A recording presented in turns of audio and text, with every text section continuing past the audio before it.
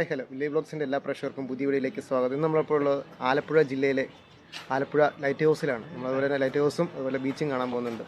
നമ്മൾ ഇതിനു മുമ്പ് 29 രൂപയ്ക്ക് 3 മണിക്കൂർ സാധാരണ ബോട്ടായി യാത്ര ചെയ്യുന്ന സർക്കാരിൻ്റെ ബോട്ടായി യാത്ര ചെയ്യുന്ന ഒരു വീഡിയോ കൂടെ ഇതിന് വിട്ടിട്ടുണ്ടായിരുന്നു. അപ്പോൾ ആ വീഡിയോ എല്ലാവരും കാണാൻ ശ്രമിക്കുക. അപ്പോൾ വില്ലേജ് ബ്ലോഗ്സിൻ്റെ എല്ലാ പ്രേക്ഷകർക്കും പുതിയ വീഡിയോയിലേക്ക് സ്വാഗതം.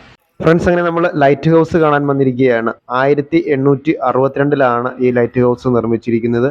ഇപ്പോഴൊരു വിനോദസഞ്ചാര കേന്ദ്രമായ ഇവിടെ പ്രവേശിക്കുന്നതിന് മുതിർന്നവർക്ക് 20 രൂപയും കുട്ടികൾക്ക് 10 രൂപയും അതുപോലെ വിദേശികൾക്ക് 50 രൂപയുമാണ്. നമ്മളങ്ങനെ ലൈറ്റ് ഹൗസിന്റെ മുമ്പിലെത്തിയിരിക്കുകയാണ്. 28 മീറ്റർ ഉയരമുള്ള ലൈറ്റ് ഹൗസിന് ബാൽക്കണിയും ലൈറ്റും ഉള്ള സിലിണ്ടർ ആകൃതിയിലാണ്. പാദരക്ഷകൾ പുറത്തിട്ടതിന് ശേഷം മാത്രമേ നമുക്ക് അകത്തേക്ക് പ്രവേശനമുള്ളൂ. അകത്ത് പ്രവേശിച്ച് കഴിയുമ്പോൾ നമുക്ക് ലൈറ്റ് ഹൗസുമായി ബന്ധപ്പെട്ട കാര്യങ്ങളെല്ലാം ആലേഖനം ചെയ്തിരിക്കുന്ന കാഴ്ച നമുക്ക് കാണാൻ സാധിക്കും. ആലപ്പി ലൈറ്റ് ഹൗസിനെ കുറിച്ചുള്ള ഡീറ്റെയിൽ കാര്യങ്ങൾ അവിടെ കൊടുത്തിട്ടുണ്ട്. നമ്മളങ്ങനെ ഈ കാണുന്ന തേക്കിൻ തള്ളിൽ തീർത്ത ഗോവണിയിലൂടെ നമ്മൾ മൂൾഭാഗത്തേക്ക് പ്രവേശിച്ചിരിക്കുകയാണ്. ഒരു കാലത്ത് കേരളത്തിലെ ഏറ്റവും തിരക്കേറിയ തുറമുഖങ്ങളിൽ ഒന്നായിരുന്നു ആലപ്പുഴ. ഇന്ത്യയുടെ സ്വാതന്ത്ര്യത്തിന് മുമ്പ് തിരുവിതാംകൂർ രാജാക്കന്മാരായിരുന്നു ആലപ്പുഴ ഭരിച്ചിരുന്നത്. നമ്മളങ്ങനെ ഗോവണി കയറി ലൈറ്റ് ഹൗസിന്റെ ഏറ്റവും ഉൾഭാഗത്തേക്ക് എത്തിയിരിക്കുകയാണ്. ഈ കാണുന്ന ഇരുമ്പ് ഗോവണിയുടെ അകത്ത് കയറാൻ. ഫ്രണ്ട്സ്, അങ്ങനെ നമ്മൾ ലൈറ്റ് ഹൗസിന്റെ ഏറ്റവും ടോപ്പിലാണ്. ഇവിടുന്നുള്ള കാഴ്ചകളാണ് നമ്മൾ കാണാൻ പോകുന്നത് കേട്ടോ. ഈ കാണുന്നത് ആലപ്പുഴ റെയിൽവേ സ്റ്റേഷൻ, റെയിൽപാളമൊക്കെ നമുക്ക് കാണാം. തൊട്ടപ്പുറത്തായിട്ട് നമുക്ക് ആലപ്പുഴ ബീച്ച് അതുപോലെ തീരദേശ ഹൈവേ ഒക്കെ കാണാം കേട്ടോ. നല്ല വളരെ മനോഹരമായ കാഴ്ചകളാണ് നമ്മളിപ്പോൾ കണ്ടുകൊണ്ടിരിക്കുന്നത്.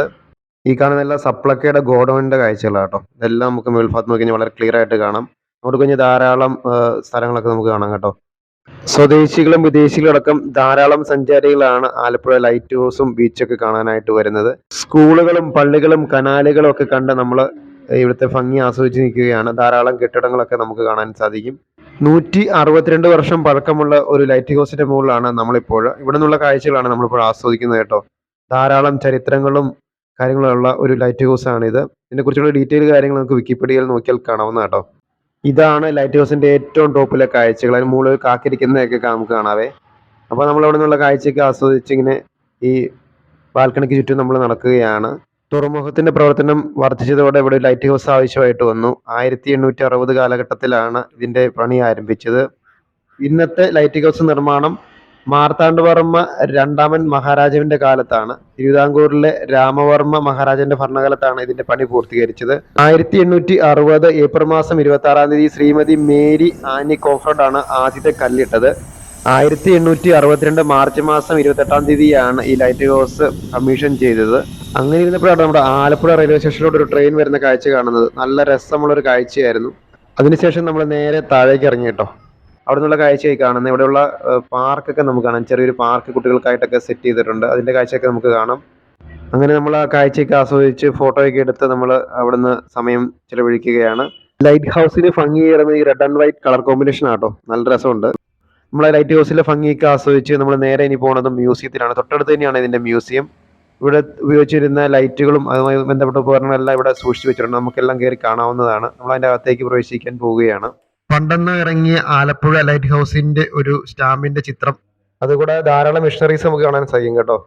ഈ കാണുന്ന രീതിയിലുള്ള ലൈറ്റുകളും മറ്റും റിഫ്ലക്ടറുകളൊക്കെ ആയിട്ട് ധാരാളം മിഷണറീസ് ഇവിടെ ഒരു പ്ലേസ് ചെയ്തിട്ടുണ്ട്. അതെല്ലാം നമുക്ക് കാണാൻ സാധിക്കും. ഇതെല്ലാം അതിൻ്റെ ഓരോ ഭാഗങ്ങളാണ്. ഓരോ കാലത്ത് ഉപയോഗിച്ചുകൊണ്ടിരുന്ന ലൈറ്റ് ഹൗസിന്റെ ഓരോരോ ഭാഗങ്ങളാണ് നമ്മളിപ്പോൾ കാണുന്നത്. അതുകൂടാതെ ഉപയോഗിച്ചുകൊണ്ടിരുന്ന മറ്റു പല ഉപകരണങ്ങളും നമുക്കിവിടെ പ്ലേസ് ചെയ്തേക്കുന്ന കാഴ്ച കാണാം കേട്ടോ.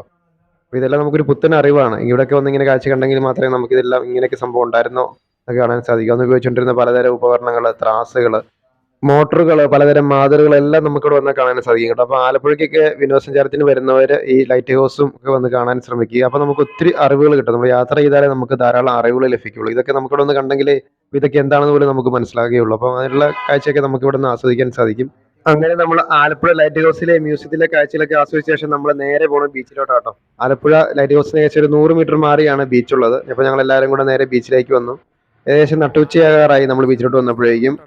അപ്പോൾ നമ്മൾ ബീച്ചിലെ കാഴ്ചകളൊക്കെ ആസ്വദിക്കാൻ വേണ്ടി പോവുകയാണ്. ചെറിയൊരു പെട്ടിക്കടകൾ ധാരാളം ഇവിടെ ഉണ്ട് കേട്ടോ. അപ്പോൾ അതിൻ്റെ കാഴ്ചകളൊക്കെ നമുക്ക് കാണാം. അതുപോലെ തന്നെ ഇവിടെ ചെറിയൊരു ബോർഡ് വെച്ചിട്ടുണ്ട്.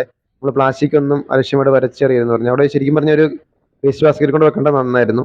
അപ്പോൾ നമ്മളങ്ങനെ കടൽ കാണാൻ വന്നിരിക്കുകയാണ്. വർഷങ്ങൾക്ക് ശേഷം, ഏകദേശം ഒരു 5-6 വർഷങ്ങൾക്ക് ശേഷമാണ് ഞാൻ ഒരു ബീച്ചിലേക്ക് വീണ്ടും വരുന്നത്. നല്ലൊരു മനോഹരമായ കാഴ്ചയാണ്. ഇങ്ങനെ തിരയൊക്കെ അടിച്ചു വരുന്ന കാഴ്ച, അടിപൊളി കാഴ്ചയാണ്. പഴയ ഒരു കടൽപ്പാലത്തിന്റെ അവശിഷ്ടങ്ങളൊക്കെ നമുക്ക് കാണാൻ സാധിക്കുന്നുണ്ട്. നല്ല പതഞ്ഞു പൊങ്ങി വരികയാണ് നമ്മുടെ തിരകളൊക്കെ. നല്ല രസമുള്ള കാഴ്ചകളാണ് കടൽ തീരത്ത് വന്നാൽ. ശരിക്കും പറഞ്ഞു കഴിഞ്ഞാൽ വൈകുന്നേരങ്ങളിൽ വേണം ബീച്ചിൽ വരാൻ. അന്നേരം നമുക്ക് അതിന്റെ സൗന്ദര്യം ആസ്വദിക്കാൻ പറ്റുള്ളൂ. സൂര്യൻ അസ്തമിക്കുന്ന കാഴ്ചയൊക്കെ നമുക്ക് അന്നേരം ആസ്വദിക്കാൻ സാധിക്കും. അങ്ങനെ നമ്മൾ തിരെ എണ്ണിയൊക്കെ കുറച്ച് നേരം സമയമൊക്കെ കളഞ്ഞ് നമ്മളവിടെ നടക്കുകയാണ്. അത് ഇതുവരെ ഇവിടെ നിൽക്കാൻ പറ്റില്ല, കാരണം നല്ല ചൂടാണ്. അതുകൊണ്ട് പെട്ടെന്ന് തന്നെ ഇവിടുന്ന് പോകേണ്ടി വരും. ഉച്ച കഴിഞ്ഞൊക്കെയാണ് വരുന്നെങ്കിൽ വലിയ കുഴപ്പമില്ല. അങ്ങ് അപ്പുറത്തായിട്ട് നമുക്ക് തീരദേശ ഹൈവേയുടെ ഒരു കാഴ്ച കാണാൻ സാധിക്കും കേട്ടോ. 2 ട്രെയിനൊക്കെ കാണാം. അപ്പോൾ നമ്മളിങ്ങനെ ഇവിടുത്തെ കടലിന്റെ കാഴ്ചകളൊക്കെ ആസ്വദിച്ച ശേഷം നമ്മൾ അപ്പുറത്തേക്ക് ഉടനെ പോകുന്നതായിരിക്കും. അവിടെ ഒരു യുദ്ധക്കപ്പൽ നമുക്ക് കാണാൻ സാധിക്കും കേട്ടോ. അതൊക്കെ കാണാൻ ഇപ്പം തന്നെ നമ്മൾ പോകുന്നുണ്ട്. അപ്പം നമ്മൾ കടലിൽ നിന്നൊക്കെ പതുക്കെ കയറി വരികയാണ്. അപ്പോൾ നമ്മുടെ തൊട്ട് പുറകെ ചെറിയൊരു തിരയൊക്കെ കയറി വരുന്നുണ്ട്. നല്ല ചൂട് കാരണം മുഖമൊക്കെ വേറെ രീതിയിലായിരിക്കുന്നത് കേട്ടോ. അപ്പം നമ്മൾ അവിടെ നേരെ നമ്മൾ യുദ്ധക്കപ്പലിന്റെ അടുത്തേക്ക് പോകും കേട്ടോ.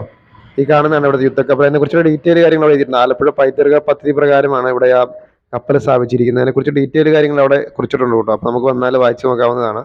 അപ്പോൾ ഈ കാണുന്നതാണ് യുദ്ധക്കപ്പലിന്റെ കാഴ്ച കേട്ടോ. ഇൻഫാക്ടി 81 എന്നാണ് ഈ യുദ്ധക്കപ്പലിന്റെ പേര്.